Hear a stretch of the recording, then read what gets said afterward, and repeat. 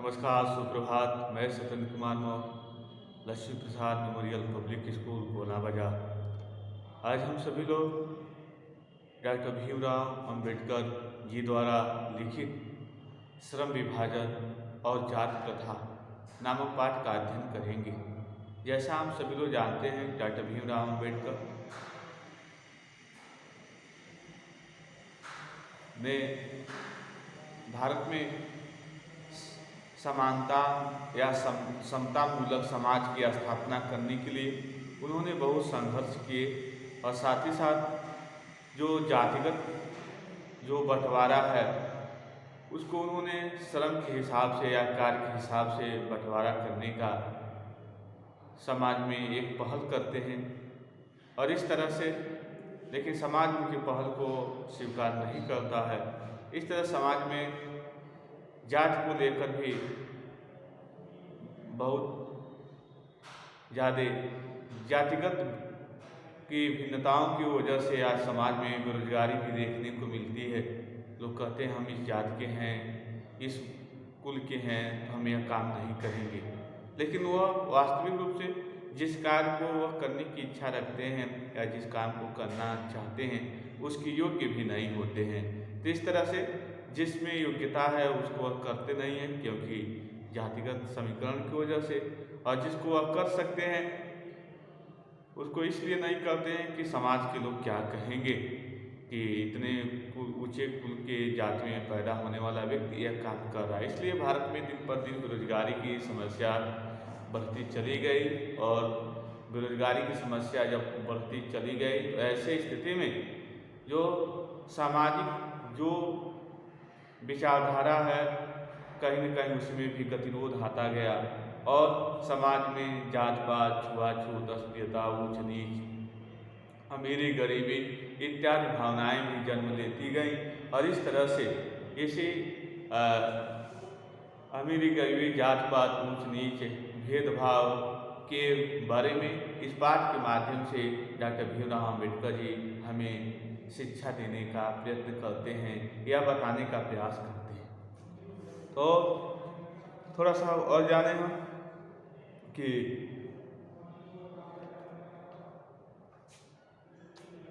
यह प्रस्तुत पाठ डॉक्टर अंबेडकर के विख्यात भाषण यानी एलिगेंस ऑफ कास्ट 1936 में जो उन्होंने भाषण दिया उसी पर जाति भेद का उच्छेद नामक शीर्षक से लिया गया है। और इस तरह से इसमें आप देखेंगे उन्होंने यह भी बताने का प्रयत्न किए कि ये जो समाज जातिगत अमीरी गरीबी इत्यादि सांप्रदायिक या अस्पृश्यता जैसे माहौलों में अस्पृश्यता जैसे माहौलों में जो समाज जकड़ा रहता है उस समाज का बहुत तेज़ी से विकास नहीं होता है।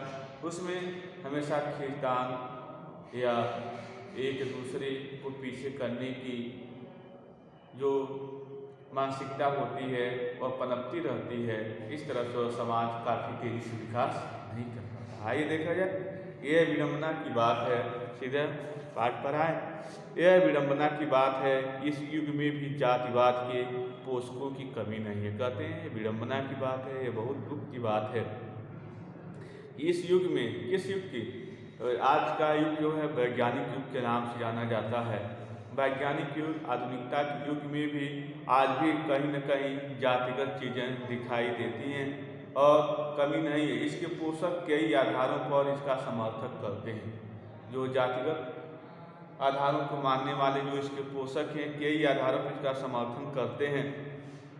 समर्थन का एक आधार यह कहा जाता है, समर्थन का एक आधार यह कहा जाता है कि आधुनिक जो सभ्य समाज है वह कार्य कुशलता के लिए श्रम विभाजन को आवश्यक मानता है।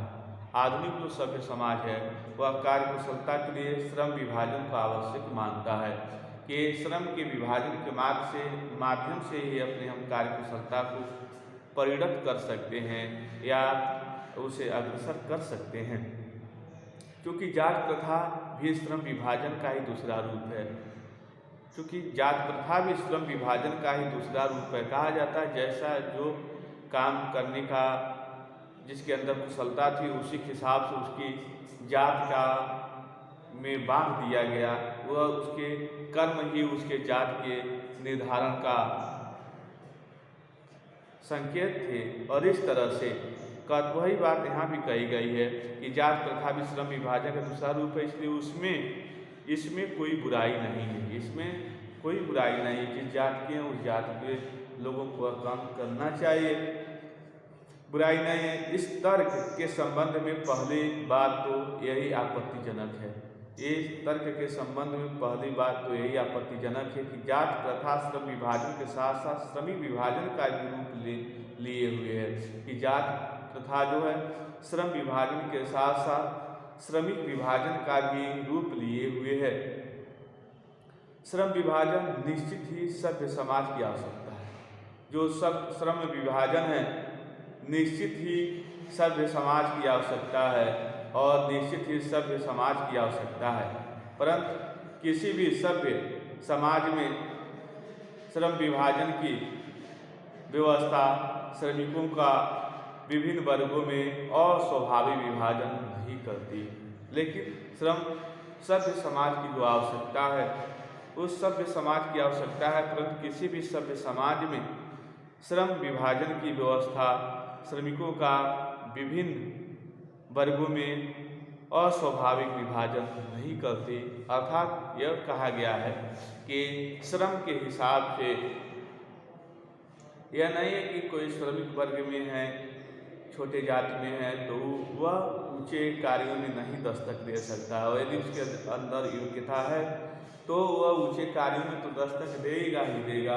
और लेकिन जो ऊंचे वर्गों में है, यदि वह ऊंचे वर्गों में होने के बावजूद भी ऊंचे कार्यों में करने में उनकी निपुणता नहीं है, कुशलता नहीं है, तो यदि छोटे कार्यों में करने में वह कुशल है तो उन्हें छोटे कार्य करने चाहिए।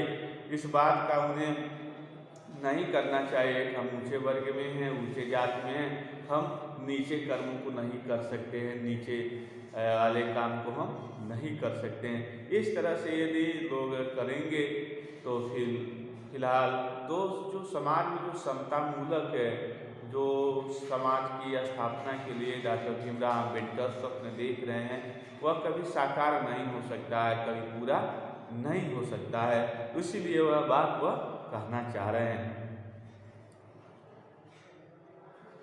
विभाजन विभिन्न वर्गों को एक दूसरे की अपेक्षा उच्च नीच भी करार देती है, जो विश्व के किसी भी समाज में नहीं पाया जाता। आज भारतीय समाज में उच्च नीच का करार दिया जाता है, जो किसी भी देश के समाज में नहीं पाया जाता। जात प्रथा को यदि श्रम विभाजन मान लिया जाए, यदि जात प्रथा को यदि श्रम विभाजन मान लिया जाए तो यह स्वाभाविक विभाजन नहीं है, तो यह सही रूप से ये विभाजन नहीं है, क्योंकि यह मनुष्य की रुचि पर आधारित नहीं है, क्योंकि यह मनुष्य की रुचि पर आधारित नहीं है।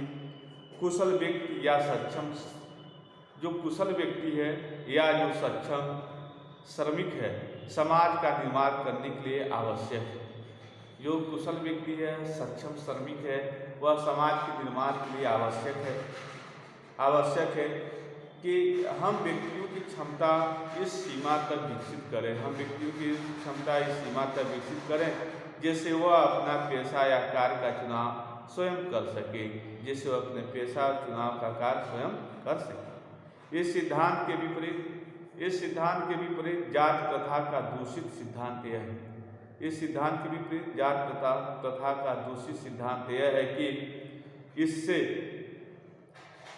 मनुष्य के प्रशिक्षण अथवा उसकी निजी क्षमता का विचार किए बिना, इससे मनुष्य की जो प्रशिक्षण है या उसकी निजी जो क्षमता है उसका विचार किए बिना दूसरे की दृष्टिकोण, जैसे माता पिता के सामाजिक स्तर के अनुसार पहले से अर्थात गर्भाधारण के समय से मनुष्य का पेशा निर्धारित कर दिया जाता है। आज जो समाज की जो वैचारिक स्तर है, बच्चा अभी माँ के उदर में है, गर्भस्थ है, तभी उसके जात का या उसके पेशे का निर्धारण कर दिया जाता है। यह सर्वदा अनुचित है, यह सही नहीं है, क्योंकि वह बाहर के में कितना कुशल है, कितना दक्ष होगा, पहले उसके पेशे में बांध देना या उसको इस तरह से निर्धारित कर देना तो कहीं न कहीं उसकी कुशलता को व्यवस्था रूप से रखने का प्रयास किया जाता है।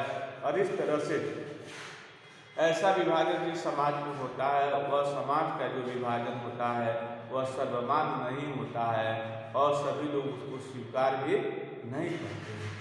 तो इस तरह से हमें डॉक्टर भीमराव अम्बेडकर जी इसी बात का खंडन करते हैं कि जो भारतीय जो समाज है, जिस तरह से अमीरी गरीबी छूआछूत ऊंच नीच इत्यादि का भेदभाव हमारे समाज में देखने को मिलता है, वैसा जो भेदभाव है वह विश्व के किसी भी धरातल पर देखने को नहीं मिलता है।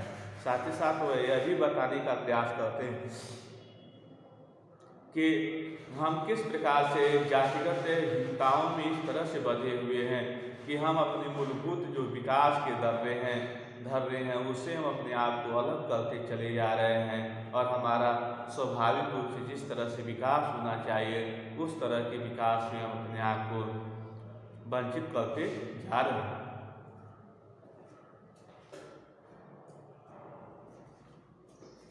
इस तरह से हम इसमें यह देखते हैं कि हमारा समाज जब जाति के कर्मों के हिसाब से जाति का बंटवारा किए, ब्राह्मण है, क्षत्रिय, वैश्य, शूद्र, तो सही है, लेकिन आज के समय में बच्चा अभी गर्भस्थ है ही तभी भी उसके जाति का निर्धारित कर दिया जाता है। ऐसा जिस समाज में होता है तो उस समाज के लिए सही नहीं होता है। आगे जाति प्रथा पेशे का दोषपूर्ण पुनर्निर्धारण है। जो जाति प्रथा है और पेशे का दोषपूर्ण पूर्व निर्धारण है और इस तरह की नहीं करती बल्कि मनुष्य को जीवन भर के लिए एक पेशे में बांध भी देती है, बल्कि मनुष्य को जीवन भर के लिए एक पेशे में बांध ही देती है। भले ही पेशा अनुपयुक्त है, भले ही जो पेशा है अनुपयुक्त है या अपर्याप्त होने के कारण वह भूखों मर जाए, और इस तरह से हम देखते हैं वह भूखों मर जाए और इस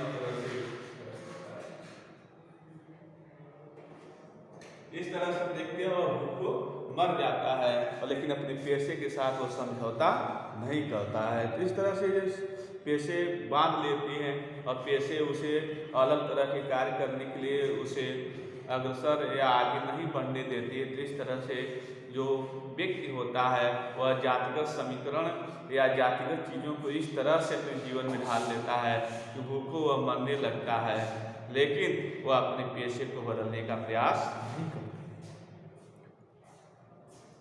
आधुनिक युग में यह स्थिति प्रायः आती है। आधुनिक युग में देखें तो यह स्थिति प्रायः आती है क्योंकि उद्योग धंधों की प्रक्रिया, क्योंकि जो उद्योग धंधे हैं, उद्योग धंधों की जो प्रक्रिया है वह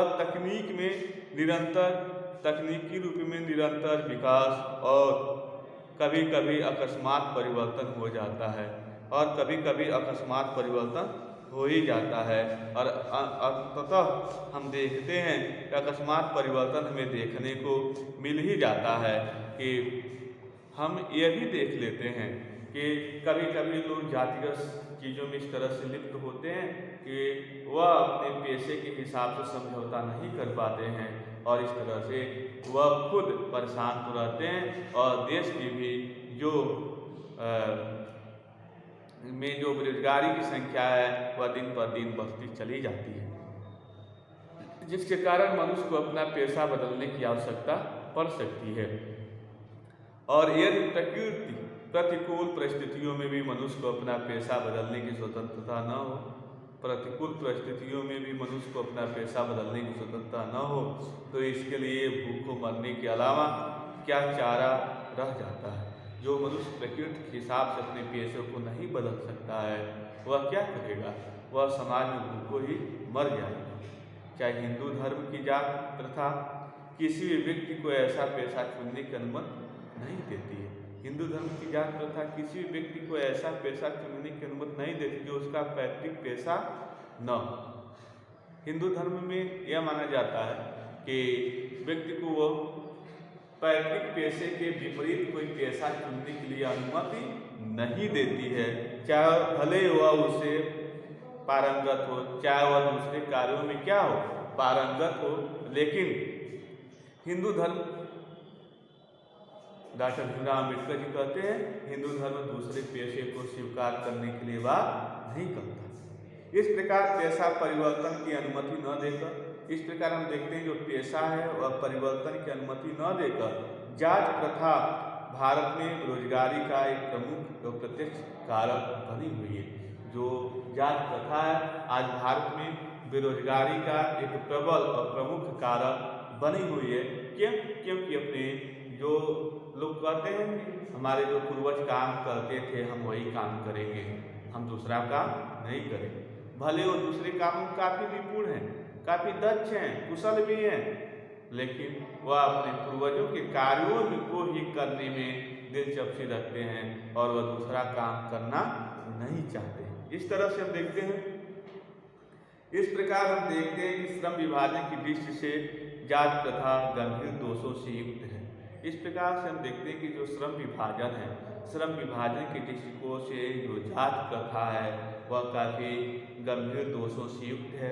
जाति प्रथा का श्रम विभाजन मनुष्य की स्वेच्छा पर निर्भर नहीं रहता। जो जाति प्रथा का जो श्रम विभाजन है वह मनुष्य की स्वेच्छा पर निर्भर भी नहीं रहता। मनुष्य की व्यक्तिगत भावना, मनुष्य की जो व्यक्तिगत जो भावना है तथा व्यक्तिगत रुचि का इससे कोई स्थान अथवा महत्व नहीं रहता, इससे कोई स्थान और महत्व नहीं रहता। पूर्वलेख ही इसका आधार है। यदि हम देखें तो पूर्वलेख ही इसका आधार है। इस आधार पर हमें यह स्वीकार करना पड़ेगा, इस आधार पर हमें यह स्वीकार करना पड़ेगा कि आज के उद्योगों में गरीबी और उत्पीड़न इतनी बड़ी समस्या नहीं, गरीबी और उत्पीड़न इतनी बड़ी समस्या नहीं जितनी यह कौन सी जाति प्रथा यानी पैतृक कर्म के हिसाब से ही हम कर्म करेंगे। हम भले दूसरे कर्मों में निपुण हैं लेकिन वह मेरा पैतृक कर्म नहीं है तो हम उस कर्म को अपनाएंगे नहीं। ऐसा विसंगतियाँ, ऐसी विचारधारा जिस समाज में आ जाती हैं वह समाज के लिए सही नहीं होता है। आज के उद्योगों में गरीबी और उत्पीड़न इतनी बड़ी समस्या नहीं जितनी है कि बहुत से लोग निर्धारित कार्य को अरुचि के साथ केवल व्यवस्थापूर्वक करते हैं। बहुत से लोग जो निर्धारित कार्य होते हैं उसको लोग व्यवस्थापूर्वक अरुचि जिसमें रुचि न हो के रूप में करते हैं। ऐसी स्थिति देखें तो स्वभावतः मनुष्य को दुर्भावना से ग्रस्त रहकर टालू अर्थात किसी काम चलाने की प्रकृति करने और कम काम करने के लिए प्रेरित करती है और उन्हें कम काम करने के लिए प्रेरित करती है। ऐसी स्थिति में हम देखते हैं जहाँ काम करने वालों का दिल न लगता